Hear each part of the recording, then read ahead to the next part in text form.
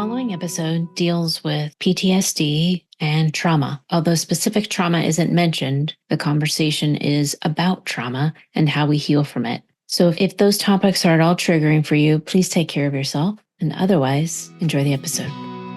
Hi, and welcome back to the HSP Connection with me, Robbie Lee. This is where we share our insights and strategies to help fellow highly sensitive people navigate their own path to living a fulfilling and meaningful life. We're on a mission to reclaim the word sensitive and help the world see the strength in sensitivity. And today, Philippa isn't with us, but I am joined by a special guest, Beth Hanson. Beth is an interior designer. She's a life coach in training. And the reason she's here today is she's graciously offered to talk to us about a recent diagnosis she had of complex PTSD, and as a highly sensitive person, what that is meaning for her in her world. So Beth, welcome. So glad to have you here. Yay, I'm so excited to be here. So maybe a good place to start is, how did you happen upon this diagnosis? What led up to that?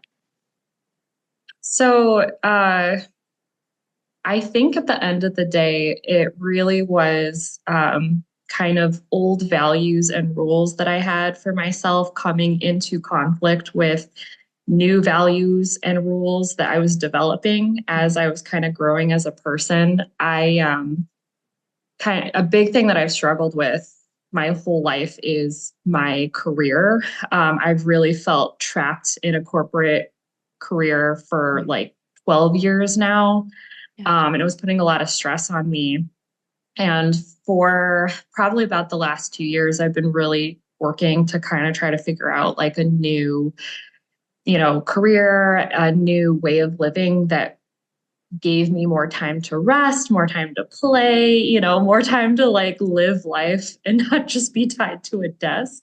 Ooh, yes. But I definitely kind of had a lot of rules that I'd, grown up with as far as like what it means to be like an industrious part of society, like what I owe other people, how I'm allowed to like show up in the world. That I feel like those rules were kind of like keeping me in place. But then I was really, really like struggling to grow as a person. So, I was doing, getting a lot of coaching from you included and from other people. I was taking a lot of classes trying to like figure out a new career. And then like, ironically, I stumbled into coaching after getting coached by a lot of other people. And so I felt like I think I was kind of getting pulled into two different directions, and it finally kind of came to a head a couple months ago where it was really weird. I'd been feeling these like feelings of intense dread for, a few months. Just like really intense dread of like that there was something that I didn't know kind of about myself. Like, I had some pretty like wild ideas come up in my head of just like trying to figure out what is this feeling. I'd been going to therapy for like the last year and a half because of anxiety that would come up, and I didn't know where this anxiety was coming from. It would just kind of, I'd wake up in the morning with my heart already racing, and it's like, this is just another day. Why am I so anxious? But a couple of months ago, it kind of finally came to a head where there was this weekend where these really intense feelings of fear and anxiety were really coming up, and my brain was just racing in circles trying to explain it. Like there was like these big feelings coming up, around it. And it got to a point where I started having like really crazy physical symptoms. Like I was getting really intense headaches, and I was getting really cold to the point where I was like shivering. Like I had this like electric blanket that I was using that whole weekend.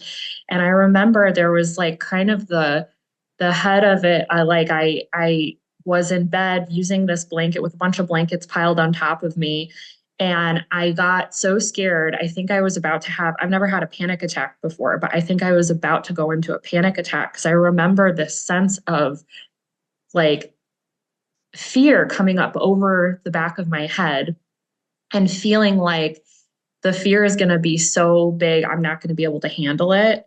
And I remember just getting up out of bed and going downstairs. And I think I spent the entire night just like trying to like keep it under control. I remember I was doing jumping jacks, I was doing squats, I was just doing a lot of pacing and thinking and just trying to figure out what was going on. And it was really interesting at the time because as scary as it was at the time, like all this fear that I had, I was having insight after insight was just coming into my head like a stream.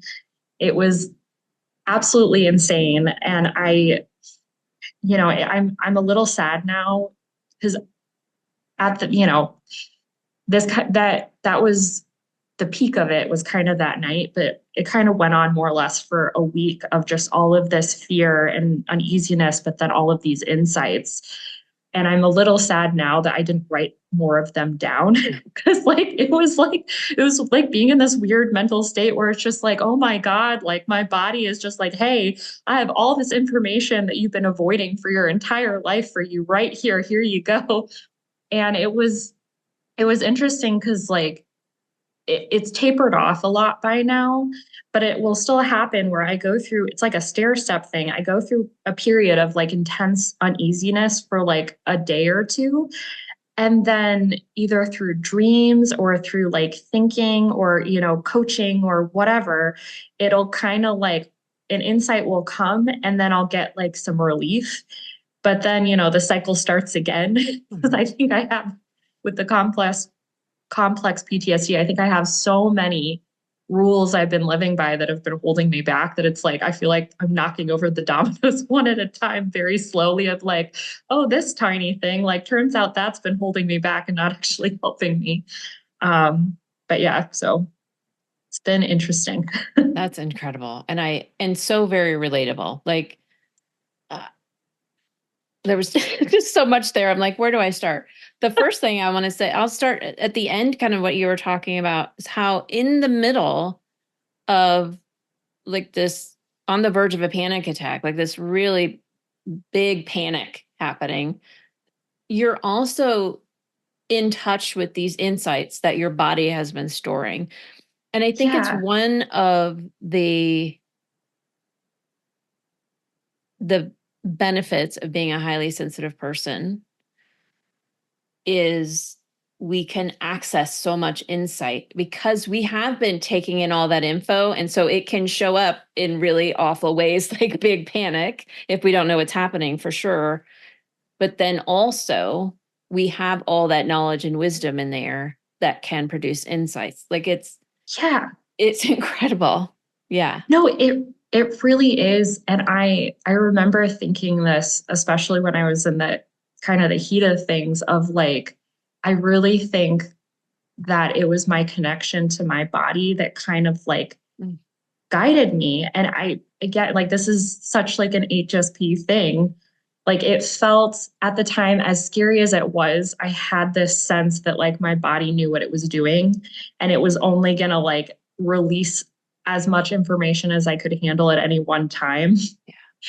Um, and so it was like I'm so thankful for that connection because I think otherwise I would have been like really terrified. Like I was extremely terrified at the time, but it was Yes. very much like I had this sense of like, all right, I'm going on a roller coaster and it's going to be really terrifying, but like I'm getting this sense from my body that like we're gonna pull back into the station once we're through it. Like Yeah. that's what it felt like. But yeah, um, Oh, yeah. that's really big.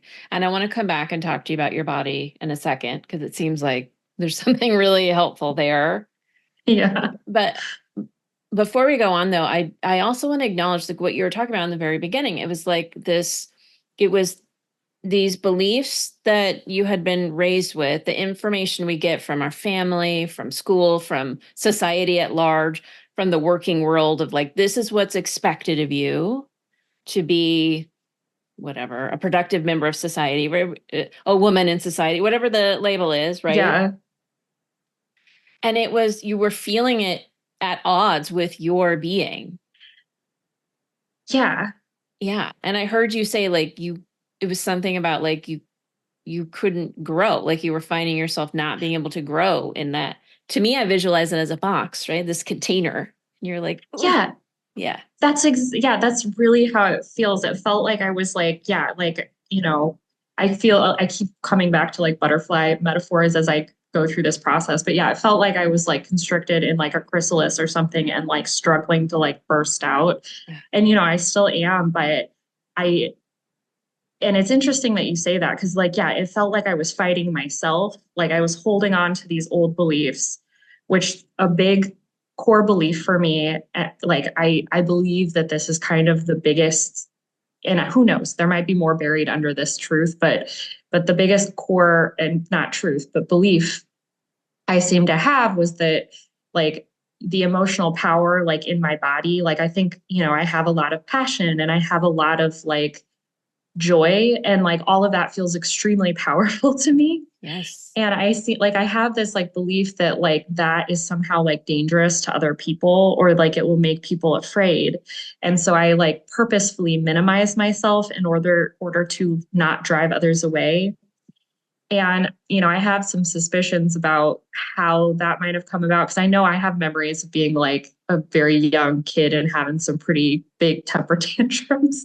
And definitely like I love my parents, but like any kind of, anger or like upset, any sense of like, that was very much frowned on when I was a kid. Like I know like, again, I love my parents, but I know like the response to temper tantrums in my house was very much just like you have to deal with it yourself kind of thing. Like it's not something to be shared.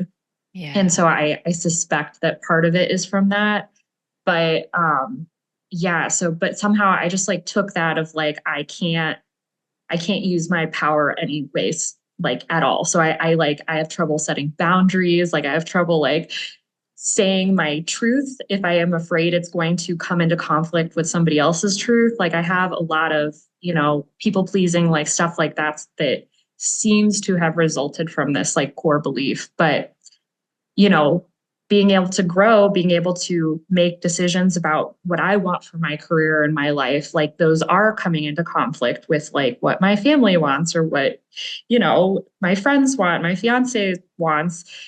And I think like that dichotomy, that pull between the two, like really was like, um, it reminds me of one of those like Christmas poppers that they have in England where you pull them apart and everything explodes. Like that's what it felt like, everything exploded because I was being pulled in two different directions. But Yes. um, even though like my body too, I've learned a lot about like I hold a lot of tension in my shoulders and I've been trying for years to like straighten them out. And now I'm just realizing like, well, I'm hunching forward protectively and trying to straighten them out at the same time. It's like the same feeling. I'm pulling in two different directions. Like, Oh my gosh. Yes. Wow. What a bit. Like when you uh, said that, I'm like, oh my gosh, that is the visual. Wow. yeah. Yeah. Oh my gosh. And how many listeners can relate to exactly what you're talking about? I know I absolutely can. Like it's this, my heart ached for you when you said like your core belief. Say it again. The Like, fear. yeah, like my emotional power is like intrinsically like scary or hurtful to others. And so I can't use it. Oh, Like, yeah, I feel like I've had so many dreams where my hands aren't literally bound, but it feels like they are. Like I'm yeah. not allowed to like move, Yeah. like it's a lot of that feeling and it's very stifling. 100%. And I got this image. I feel like this is something that as women we've carried for generations as well. Like as women, we've been silenced in so many different ways, and some of them have been physical. But then I also feel like as society as a whole has progressed or whatever, maybe it's not so overt, but there are still so many ways that women's voices are silenced today. Yes. Yeah. Yes. No, that is so true. And I wonder for myself like how big a part that has played because I know, I definitely kind of have the sense that when I was a kid, like I was the only like child in my family. Like literally, even my cousins were like 10 years older than me. So I very much kind of had the feeling that I was like kind of used for joy. And like again, not saying anything bad about my family. I love them, but like I was very much rewarded for like, being joyful and Yeah. being uplifting and, say smoothing things over. I was always like, even though I was like a little kid, I felt like I was the one that was like smoothing over conflicts with like adults. And it's, it I think some of it, like I'm still very grateful for a lot of, things. Like I love being able to like feel like I can be very joyful. But then, it cut me off from a lot of skills, like being able to set boundaries and like being able Yeah. to like ask for my needs, stuff like that. Yes. Yes. Yes. Yes. And not having access to that full range of emotions or not feeling like you're allowed to express that, it's really harmful. And Yeah. no wonder you created people pleasing tendencies and fellow recovering people pleaser here. So I get it. And there are so many spaces where what you described is so true. Like either as children or as women or as fill in the blank, we're allowed to be joyful and smooth things over for people and be pleasant, Yeah. but the moment it's like we're sad or upset or angry, it's like, no, no, no, no, you can't, there's no room for that here. And those are also very helpful emotions. Like anger tells us things like a boundary is being crossed or, something is going against something that's really important to us. I mean, anger is a very helpful emotion that I think societally women have been cut off from, and it's not at all helpful. Yeah, for sure. I definitely agree with that. And it makes me kind of angry. Even recently, I won't go into this a whole lot, but along with everything else, like I got laid off my job recently. And it was actually really like kind of an angering situation for me because not just for myself, but my manager, who she's a woman and she is a really incredible like leader. Like if I'm gonna be honest, I feel like she was holding up a lot of parts in the company. And I don't know exactly what happened, but from what I heard from others, it feels like she ended up getting laid off too. And it felt very much like she kind of got labeled as like an angry woman, but she was trying to like say things that needed to be said. And it's just like, I don't know. It just makes me so angry. But Yes. Yeah. And that's an example of like a righteous anger, right? Like when we see an injustice, like anger is yeah, appropriate, right? To be like, wait, that's yeah. not okay. I know, Yeah. seriously. And yeah, I remember, yeah, in the beginning of all this, like I think I wrote it down in a notebook. And the one of the few times I did try to like take notes was like I remember writing, I want my anger back and like underlining it a bunch of times Mhm. because I was so afraid of my anger in those intense moments because in my head, like, oh, anger leads to rage, like it leads to violence. It's so terrible, but it also leads to like determination. It Yeah. leads to change. Like it Yes. leads to like so many wonderful, like passion, like so Yes. many great things. That's right. And it has been like what I am learning is like just because I am angry doesn't mean like that's not necessarily bad. Like I can use that for good. And it's still something I'm like scared. Like I feel like even saying that, I'm like, please, like nobody arrest me. Like I'm not gonna do anything bad, I promise. Oh, But yes. oh, That's a great example of how ingrained it's been in your being, right? That you're like, yeah. even just saying, I might free myself to be angry, you know? I know. Yeah. And I mean, I have gone through my own journey of like, allowing my anger, and it can be very scary at first. And the things we associate with anger, like you talked about, it's like, oh my gosh, well, that leads to rage and that leads to violence. And I'm not a violent person and I don't want to rage, but and that's kind of what gets attached to anger out in the world. It's like, this is what this is what we see anger with. But as you so rightfully said, anger also creates change, right? It pushes us to be like, wait a minute, let's do something else. And determination. Yeah. Anger is it is an emotion that is full of energy. And so it's like you can put that energy toward doing something that makes healthy change. Yeah. Is that a kitty behind Sorry. you? Yes, Yay. that is. She's very she wants attention. Fabulous. um but yeah, I remember even in this too, so like I discovered like I was an HSP probably like 3 years ago. All right, buddy. Come on. There we go. um, but it was kind of interesting to me because I think like a lot of the content that I was getting around HSP is like there are so many great things we have to offer. Just like I feel like we have wonderful empathy and like, you know, just so much wisdom. Yes. And I remember there was kind of like, especially, in the months leading up to my breakdown, when I was feeling all of this dread, I remember there were times where I kind of almost questioned whether I was like an HSP because in my heart, like I could feel some of that anger beginning to bubble up. Yeah. And it felt so like sharp, like almost like there was like a shard or something in my heart, like there's something in me that's really bad.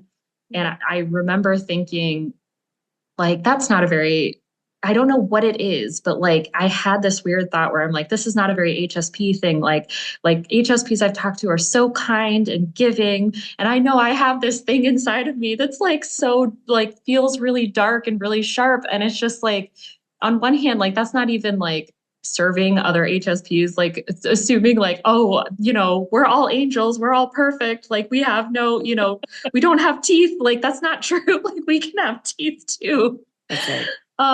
But like I think that was like something I kind of like had to learn to accept because I was almost like I need to give my HSP card in because I'm not that great.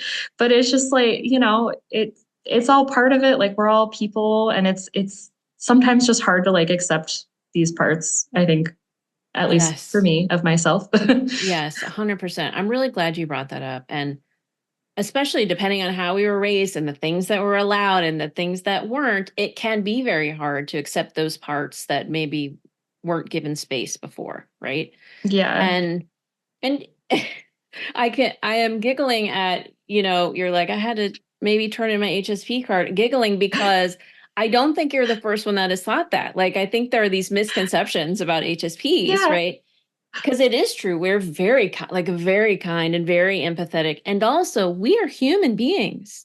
And Yeah. human beings have a whole range of emotions. And we're human. So we go through our own hurts and traumas and expressions of those things. We are full-blooded humans. I like how you said we have Yeah. teeth. Yes, of course. That's right. Yeah.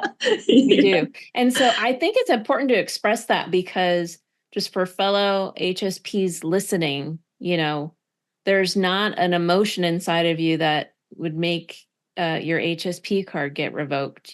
Experiencing Right. emotions is just part of being human. Yeah.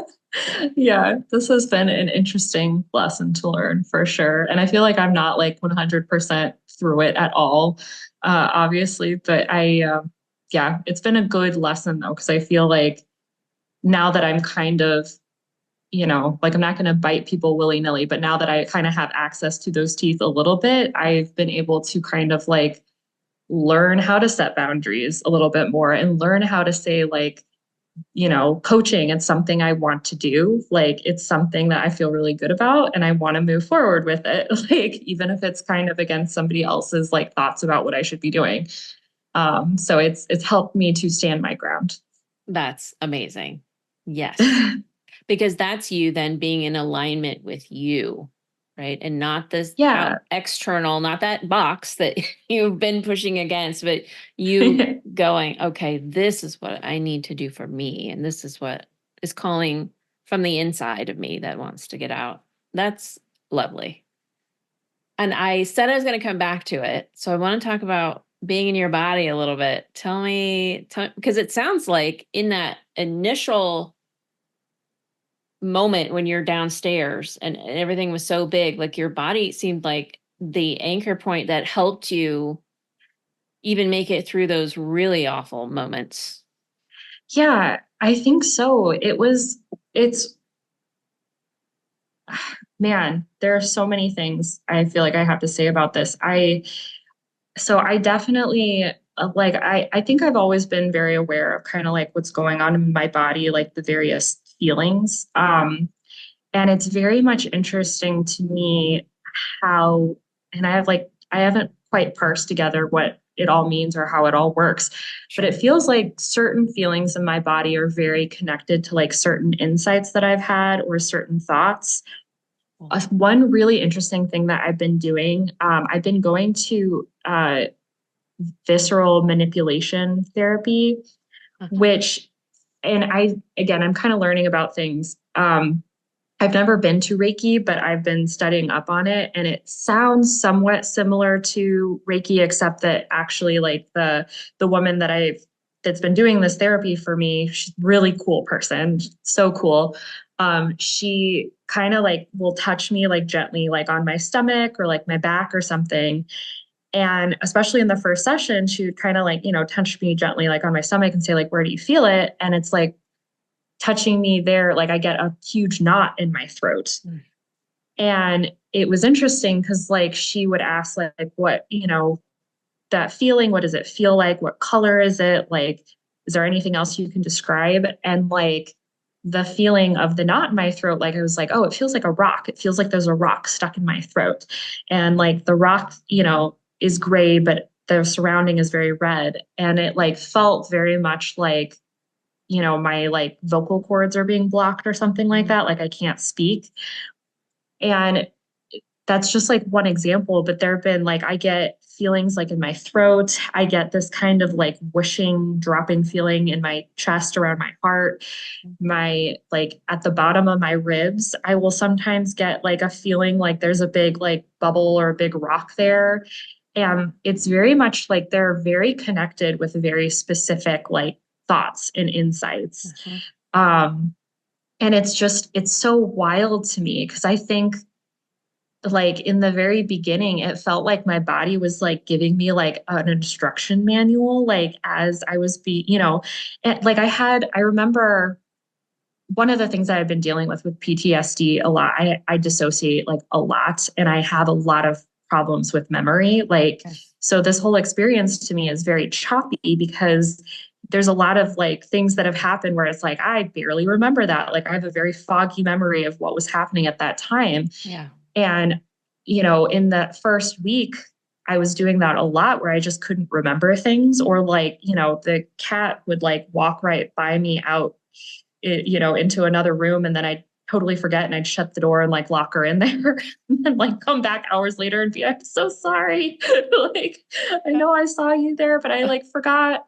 But one thing I just like kept remembering is that like, as long as I wasn't anxious, I could kind of see clearly.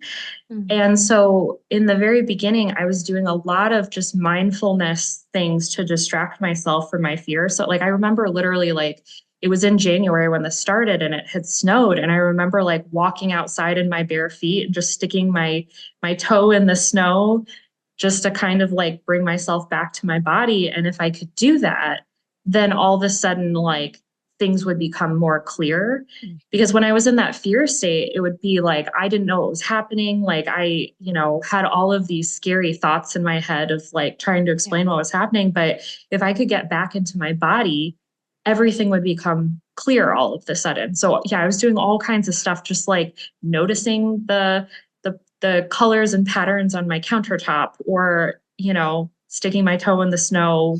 uh, there was like a bucket of water outside that had plants in it, but then the water had frozen over it and it was really beautiful, and I remember going and looking at that because it looked like an aquarium. And I don't know, it was really weird. It felt like my body was giving me an instruction manual of like how to get through this. And I was like, Wow. I got nothing else to go on, so I'll listen to you, body. Which is so incredible because I think it's really common for people who have experienced any kind of trauma to dissociate. And especially the more I talk to HSPs, like dissociation for us is super common. It's just like, let's just zip out of our bodies because it's very uncomfortable in there. And what's so Yeah. cool about what you're talking about is you could have stayed in that state, which then just leaves you alone with your brain, right? And your brain is freaking the F out in those moments. And it's just, Yeah.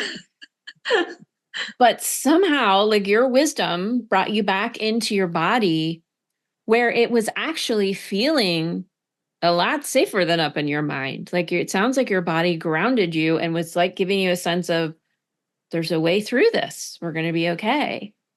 Yeah. Am I hearing that correctly? Oh yeah, 100%. Like it totally felt like that. And it really, and along with, as part of the dissociation, which I'm still kind of beginning to familiarize myself with more, like I didn't realize this has been happening my entire life. I just thought this happened normally to everyone. Yeah. Yeah. But I like a big thing that has happened is like I will run into mental blocks where there, is something I'm thinking about, like especially if I'm having a really deep thought. It's interesting. It's almost like a brain hiccup for me where like all of a sudden, I'll be thinking about something really hard and deep that feels important. And then all of a sudden I'll have like a brain hiccup and like the thought kind of disappears. Mm. And there are times where I'm kind of able to like just, I think auditorily a lot, like I talk in my head a lot and I'm able to like remember the trailing words. And so I remember when I was really in it, I'd follow the trailing words of the thought to try to get back into it. But it felt again like my body kind of saying, like, hey, you might not be at this point yet where you want to tackle this deep thought. And so I just like, I remember telling my therapist, like, I feel like my body is like trying to like time things out as I can handle them. Like, yeah. Mhm. And what's actually really cool about that, to me, when I hear that, it creates a sense of safety for me because it's just like, oh yeah, well, your body was like, well, we're gonna wait on that. Like we don't need to do that one yet. And it's giving you the things that you are ready for. So it's almost like you can just trust then. It's just like, okay, well, my body knows I can handle this now. So we're gonna process this. Oh, we're gonna wait on that one. All right, gotcha. Right. It's just Yeah. like, and it's like there's someone at the gate. There's a gatekeeper there saying, hey, you don't need to do that one yet. It's okay. Yeah, and it is interesting to me too, as far as like I know there's it honestly has been a kind of a scary aspect knowing that there are things kind of in my head, whether I do sometimes wonder, like I don't have a lot of memories of childhood. Like I know I had a pretty good childhood growing up, but like there was a lot of stuff, that I had to deal with. And I know that like my body is kind of blocked out a lot of that. Yeah. But it is scary to me sometimes, like thinking, knowing that there are like memories and like beliefs in my head that I don't know kind of thing, Sure. Yeah. like that's been kind of scary, but then it's also kind of exciting because the ones that have come up so far, like the belief about not being able to use my emotional power, like my mind is beginning to like resolve that, like process it and resolve it. And so it's like, okay, that's a really great sense of like if, as things come up, I have a sense that they will get resolved. I don't think I'm going to run into one where it's like, okay, this is the one I can't handle. They're coming up as they need to, but I do like wonder about it because I've been having wild dreams. Lots of dreams about, digging down into basements that I didn't know were there and like Oof. swimming under into lakes that I didn't know, were Yep. there kind of thing. Like a lot of going down. And it's really interesting because I'm kind of like in a hiatus right now where I feel like I kind of like recently like chunked through some big bites, but I know there's more because in my dreams, like these basements and these lakes are like empty, but I have a sense that there like was something there. So it very much is like a sense of like, I feel like my body is like, okay, there's another really big one coming, but like, we're not there yet. So like, well, the lake is empty right now. Like, there'll be things later. Don't worry. Yeah. Which, I think is the experience of healing for many of us, right? It's not linear. Like you do a piece of it. And Yeah. then for me, it feels like a spiral. Like I'll come back to it again. And it's just like, oh, there's another layer there. Sometimes I imagine a spiral up and sometimes I imagine a spiral down, depending on what I'm thinking about. But Yeah. it feels like um continuing to uncover when the timing is right. Yeah. Like you said, you've gone through this, sounds like a really big chunk of it. And there's also a piece of just like letting your system knows what it needs. It sounds like maybe it's like, okay, well, let's process through that and get it all out of our Yeah. system. And, Yeah. let's, whatever it needs. I don't know what your body is telling you, but it sounds like maybe some of that. And then when we're ready, we can dig back in again. It definitely feels that way. Like I know, like since I was laid off and like with coaching and everything, it feels right now like I am in a period where I'm like, building up a new career. Like I'm having to do more cerebral things. So like Yeah. I don't know, but it definitely kind of feels like my body is like, okay, now is not the time to do this. Like, let's wait until things settle down a little bit and then we can do some more. Like, I don't know if that's true, but it kind of feels that way. Mm-hmm. Hi, if you're enjoying listening to this podcast, have you thought about joining our HSP Connection community for more connection with other HSPs? Because really, us HSPs thrive in the community of others. Absolutely. And Philip and I have created this space on an online platform where we can connect with each other deeply. We can have these awesome conversations, and we would love to get to know you over there in that space. We would. So if you're interested and want to join straight away, there's a link in the show notes. And if you'd like to have a chat with either of us beforehand, please reach out. Now, back to the episode. You mentioned a couple of things you're doing kind of on your healing journey, your therapy. And I forgot what you called it, but it was similar to Reiki. What was that called? Visceral manipulation. I Visceral feel like every manipulation. time she also indicated called it cranial sacral therapy, I think Oh, as yeah. well. It was a term. So Yeah. I'm an OB, but anyway, sorry. I'm familiar. Yeah, familiar with some of that. And mindfulness, I heard you talk about, and meditation. I'd I'd love for you to talk more about kind of like what are some of the modes that you've been using? What are you finding that's really helping you as you're navigating this, and what's maybe less helpful? Yeah, it's been an interesting. So like I was doing cognitive behavioral therapy for about the past 2 years to work on like anxiety. And it was interesting because I think I was talking a lot. I feel like I always talk a lot about this stuff. But in therapy, it felt like I was kind of digging into like surface issues. Like I thought I was talking about what I needed to talk about, but I never like got a sense of like satisfaction Mm. until like the breakdown when all of a sudden it was like, oh, there's this deeper level that's kind of driving everything on top. And I will say for me, therapy was especially helpful in the beginning of that because I didn't feel safe kind of sharing what was happening with anybody else.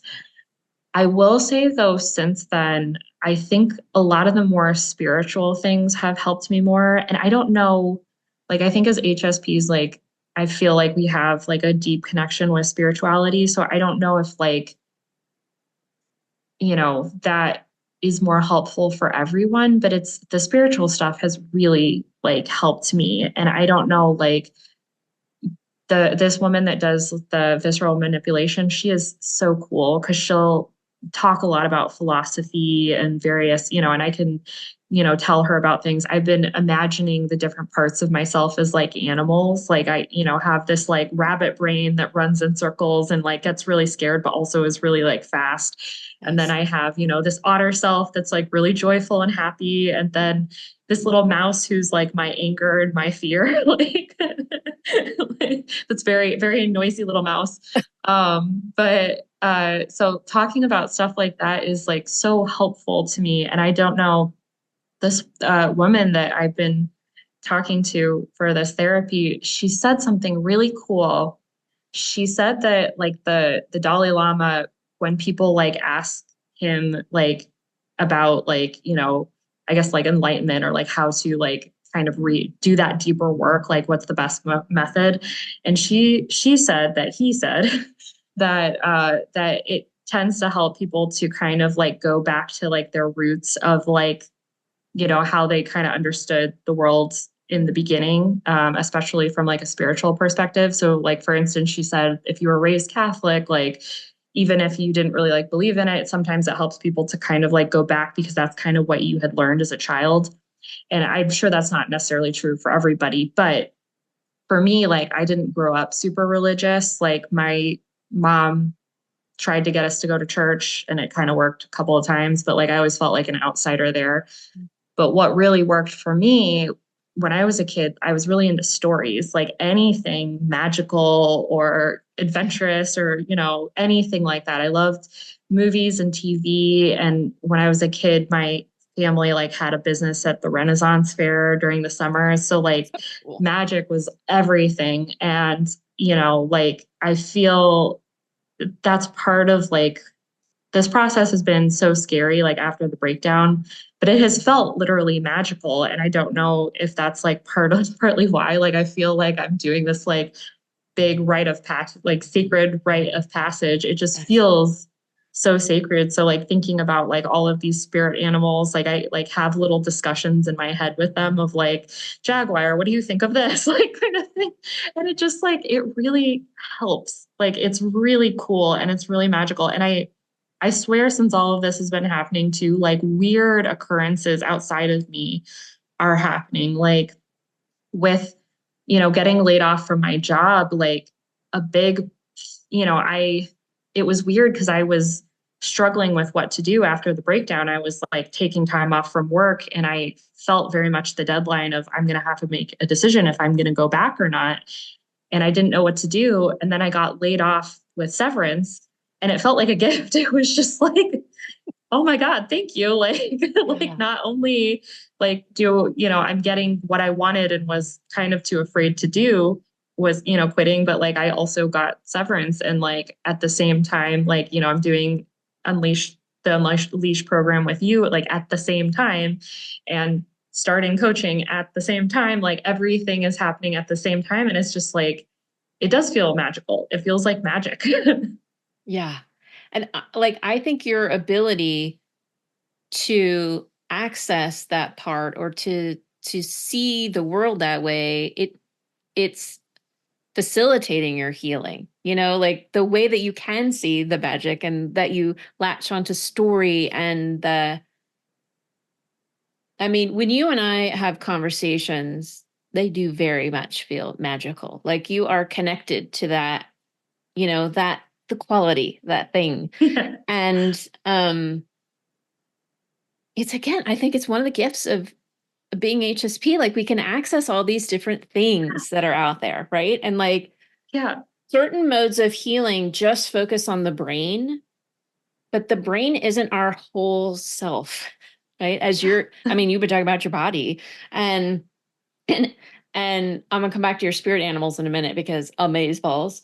But like, so being able to access these different modes that kind of connect more spiritually for you, that give you access to the greater or the greater beingness of you, I guess is the way I'm like, it's more than just your brain. And I think that's really amazing. It's awesome. Yeah, it's really cool and it makes it kind of fun. And yeah, I don't know. It's really fun talking to other HSPs because I feel like other HSPs like get it. Yes. It, it is so cool. I remember when I was a little kid, I was very imaginative and I was always afraid to share that part of me. And it's like so fun talking to other HSPs because I'm like, finally I get to talk about stuff. Yes. Yes. And gosh, I mean, it's heartbreaking. And I hear so many people say that their imagination was shut down in so many different ways. But it's like, oh my gosh, imagination is another thing that creates change in the world. And like Yeah. we have to be able to imagine something before we can bring it in, So please keep unleashing your imagination. Like, so amazing. But now I want to talk about your internal spirit animals, because amaze balls. Because for me, I have all these little versions of Robbie in there, and they have, Yeah. they have different names and different roles. I love that yours are animals. Like somehow that's just even cooler, more imaginative. It doesn't have to be a contest, but yours are amazing. Like that's great. Yeah. Yeah, it's like a visual representation.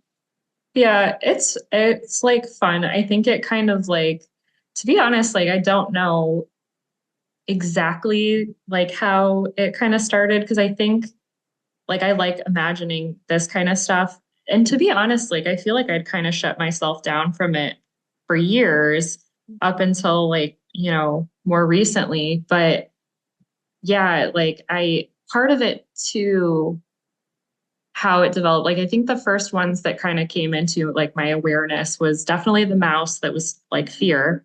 Because I remember when I was like kind of in the midst of my breakdown, I was like, I need to invite fear to the table. And it was like this little mouse in the corner, like having a temper tantrum, like, you've been ignoring me this whole time. And like, it's interesting because like the mouse that is fear and anger, like the mouse is angry. It's not really fearful. It's just like, I've been trying to tell you things and you're not listening to me. Like, why aren't you listening to me? And then I think like the second one that kind of came up for me was like a jaguar, because I think, and that's, I think like the powerful like self, like the really like confident, powerful part of me. Like at first I thought that part was more like anger and determination, but like the jaguar in me, like it has a very like calm personality that's almost like a little, are we allowed to swear on this podcast? Absolutely. It's almost a little bit of fed up with my shit, because I remember the woman that I talked to in visceral manipulation therapy, like I told her about my jaguar, Yeah. and she was trying to get me to like release my shoulders. And she was like, well, can you ask your jaguar if he'll like lay across your shoulders and purr and like relax? And I was like, I don't, my jaguar will, but he's kind of like, I don't know why we're doing this. Like, you're fine. Like, just get up. You're fine. Like, he's like still very nice, but kind of like rolling his eyes and all right, yeah, sure, we'll do this. And then, yeah, definitely the otter is kind of the more like joyful part of me, that's more into learning and kind of off by himself, doesn't really care what anybody else is doing. And then, the rabbit, who's kind of more my cerebral part, which honestly is the part I've had the most problem with, because when I get scared, that seems to be like where the dissociation happens. Like all of a sudden my ability to do like read emails or like, do basic math. God, with my friends and I were learning to play poker. And I remember sitting there the first day, I was having a lot of dissociation, and like my friends had no idea. I hadn't told them. And I remember they had to tell me like 10 different times, like the green chips are 10 cents, the blue chips are 25 cents. And they had to keep telling me. And in my head, it was just getting worse. I was like, I swear there's a reason for me not being able to remember. Yeah. But that rabbit is like the part I've struggled with the most. And then the last part for me is like more just water. Like I keep trying to assign an animal to it because I love animals. In my head, I'm like, okay, well, maybe he's a shapeshifter or something. This water, because that's more like my intuition, like my really like HSP, like intuition, empathy, spirituality, like part. And I feel like that's the part that has really been guiding me through all of this. But it's kind of fun to think about these things in this way. It's super fun. I mean, I totally agree. And it's, for me, like it helped me access those parts instead of just trying to push away like uncomfortable feelings, or it gives me something to kind of put a face to, literally, and be like, okay, and at least have these kind of internal dialogues, give them a voice, because they have helpful information to share, important information to Yeah. share. I just love that yours are animals. It's just so cool. I love that. Yeah. It sounds like it's been like a really important tool for you Oh, to yeah, for access sure. these parts. Yeah. Yeah. And I think you make a good point about like not like when you put kind of a face to them, it's easier to kind of have a conversation and not just like push them away. Yeah. I remember when I was a kid, I like had a lot of stuffed animals, and I was definitely one of those kids that was like, they all have to be in the bed with me. I will feel guilty if I leave any of them out. So then I'd just be like this little kid with this mound on top trying to sleep. Yeah. But like I kind of feel that way. Like I think putting a face to them kind of makes me able to like empathize more with my fear and my anger of like, I don't want to be mean to it and I want to listen to what it has to say. So kind of I like that. It definitely helps.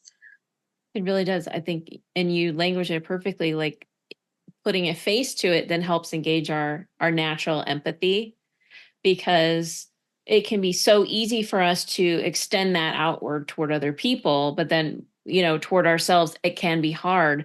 But when we can put a face to that emotion that's going on inside, it just helps that natural empathy kick in. It's just like, I have a Yeah. picture of myself on my desk that is me as a baby, because I go, that me is still in there. And I would, if she was here in physical form, I would be nothing but kind, right? No matter Yeah. how she was showing up. And it's like, it helps me. It helps engage my empathy, like you were talking about. Yeah. It's good. That is a really cool idea. Yeah, because I feel like all the time, like even when it comes to anger, I feel like over the decades, like I've allowed myself to become angry for other people. But yeah, as soon as it was myself, like that was always a feeling like I am not allowed to be angry for myself. Yeah. It just felt like a rule that I've always known, even since I was like a little kid. And yeah, so hard to do that. Yeah. Well, that's your internal training kicking in. That was your survival. It's survival. Like as kids, we learn all these things because our caregivers are literally life and death for us. And so either through them saying something very specific or us just interpreting the world the way we do, we pick up on these rules as rules for survival, right? And that's what they are for us. So yeah, it's really very common. And Yeah. I mean, I said this to you off camera several times. I want to say it to you here in the space. I'm really grateful that you were willing to come here and share your story for so many reasons, but because you're so not alone, right, in your experience and what you're having to navigate. But also, I think in society, we see a lot of people telling their stories once they've gone through the whole thing and they've come out the other end and everything's rainbows and sunshine. And my experience of life is that there's a lot of that in between time where we're just in the thing. And Yeah. I want to be able to celebrate the steps that we're taking in the middle. Like, why do we have to wait till the end? And I'm so grateful for you to come and share. You're in the middle stage. And I think it's really important to highlight that and to applaud it and to celebrate. Like, you're in it, you're doing it. It's amazing. Thank you. Yeah. Well, I mean, thank you for listening to me talk about it because it is really fascinating. And I think it not only helps, but it makes it more exciting when again, I connect to like stories and all of that. Yeah. Like it feels like I'm on like a journey or an adventure or something like that. And like when I Yes. think about it that way, it's like really exciting. Like there's still really dark moments, don't get me wrong. There are Yes. times when I wake up from bad dreams and I'm like, oh, like when is this gonna be over? But Yes. it is exciting and I keep trying to remember that like there will be a day that I will be through this. And I have a sense that like I might, just like when like a movie is over, like you kind of like reminisce and like wish, oh man, I wish I was back in it kind of thing. Like, not to say that about trauma necessarily, but like, I don't know. I think it kind of helps to like remember that and have that mindset of like, okay, well, maybe I can attempt to enjoy the ride. I mean, it's such a helpful perspective, which is not at all to minimize how fucking hard it is sometimes and how Yeah. dark it feels sometimes. And just Yeah. like all of that is really a part of where you are. And I think it makes the times when you can reach for something brighter even all the more important, Yeah. because it's like it gives your system a little bit of a reprieve and a little bit of that hope back and be like, okay, that's right. We're going through a hard time, but it's not always going to be this, right? We're on the journey. We're walking through it. We're walking through it and so that means there is a through it, there is another side. Yeah. Yeah, no, and I totally agree with that because like in the darker moments that I've had, it is hard to remember that sometimes. Like I remember at one point thinking about making a big poster and sticking it on my wall of like, when you're not in fear, everything becomes clear, which it didn't rhyme in my head at the time. And now it's coming out as a rhyme, but like, because that was like the one, because when I was in that fear state, I just did not know what was true about myself, about the world. Like, Yeah. And I still don't fully, but that was like all I could remember in that fear state of just like everything will become clear once this fear is past whatever chunk of it. Yeah. And it's so hard to remember. It is. Yeah. Absolutely. And so whatever touch points you can give yourself, like you're talking about a Yeah. poster, for me, it was my wife saying, I need you here no matter what. Because, thoughts can get like so dark and it can be like, Yeah. well, I'm more harm than good to the people around me, Yeah. Yeah. And so my wife going, I need you here no matter what. It helped me go, okay, well, even if I feel like I'm not offering anything right now, I got to stick around. I told her I'd stick around. So I'm going to take another step, even though it's really fucking hard. I'm going to do Yeah. it. So whatever, find your touch points, whatever those are to help you in the dark place, get to the little bit lighter place, Yeah. No, that is so true. And that is like so powerful because it's just, it can be really rough. Yeah. Yeah. I'm wondering if like the way that it's like you have a knowing that although this is hard, it's like a rite of passage. And I'm wondering how that helps you as you're moving through. Well, I think it makes it feel more universal. Like, I think, you know, like intellectually, I've been, diagnosed with complex PTSD, but it feels like what I'm going through right now, like, is also kind of like a natural human, like, step or something, like in, development. Like, I feel like I'm learning to reach out and kind of grab my power that has always been available to me, but I couldn't see it. Like, it feels like, Yes. it feels like I'm like going on some spirit journey where I have to like go travel in the desert for like a year or however long and like really like discover what the universe is like and what I am like. And that is something really universal, like to all of us, like every human being. And in that sense, it makes me feel a lot less alone because like we're all on that journey. Like we're all trying to figure out what life means and who we are. And like this is just like a really huge chunk of it. Yeah. And so yeah, that definitely makes me feel kind of less alone.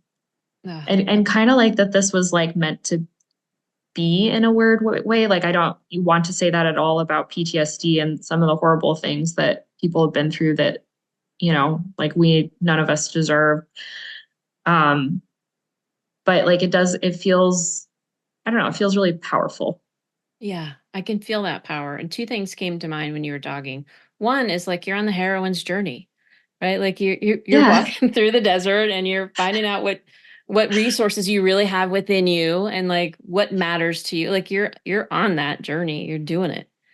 And then the other thing I thought of when you said like it almost felt like it was meant to be, which isn't at all, like you said, for people who are going through trauma or have, we're not at all saying yay trauma at all.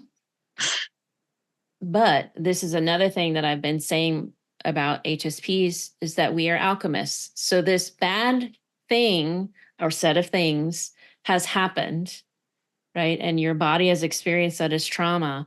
And yet your beingness in working through that is turning that into something that has a really positive effect for you. You're alchemizing that.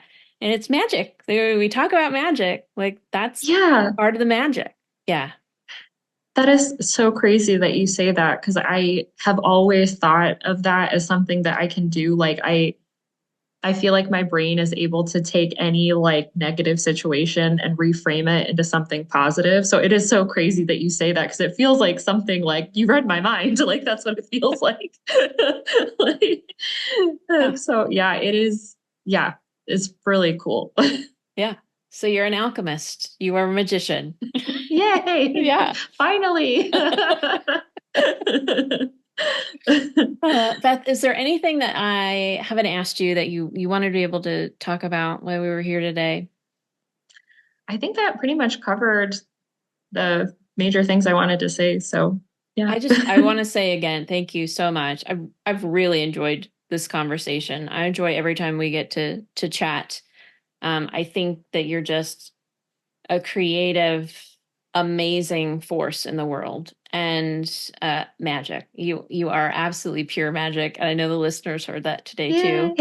Thank you so much for being willing to share your story. Truly, like it matters. It makes a difference. And I've said this to you before, and I say it to the people in my groups, but because I really believe it, like the work that we each do on ourselves, like to heal, it impacts all of us because we are all connected. And we as HSPs, we know that we're connected. So I just want to say thank you for doing your work, even though it's painful. Like it helps all of us. So thank you so much. Well, thank you. I really enjoyed talking. Like this has been honestly so cool. So thank you. Wonderful. Thank you so much. Well, and I think that's it for today. And it's bye from me and it's bye from Beth. Bye. Thanks for listening to HSP Connection. If you've enjoyed listening, we'd love you to hit the follow or subscribe button, as this helps other people find us. And it also means you won't miss an episode. Also, we'd really appreciate it if you could rate the podcast and share it with anyone you think might be interested. If you listen on Apple Podcasts, you can also leave us a review. To get in touch with us, you can email us at hspconnectionpodcast@gmail.com. We'd love to hear from you with your thoughts and comments on the episodes, as well as suggestions for future topics and guests. We are both HSP coaches and speakers. And to find out more about Robbie, go to robbielee, leigh.com. And to find out more about Philippa, go to boldhsp.com. See you next time.